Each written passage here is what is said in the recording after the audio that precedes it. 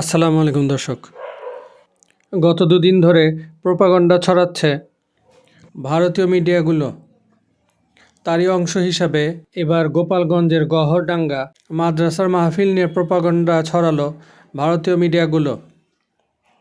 মুজিবের ভিটায় তালেবানি ফতোয়া, বাজারে যেতে পারবেন না মহিলারা, এমন শিরোনামে গত দুদিন ধরে প্রোপাগান্ডা ছড়াচ্ছেন তারা।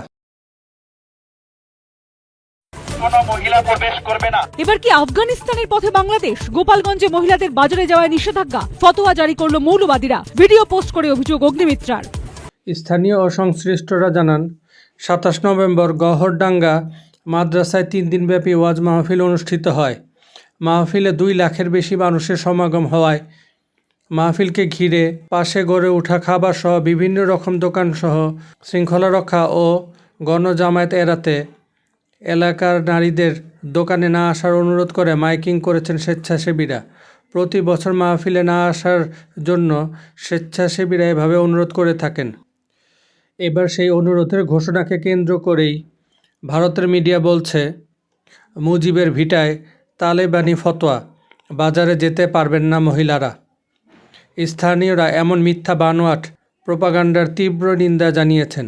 সাথে থাকার জন্য ধন্যবাদ দর্শক। আসসালামু আলাইকুম।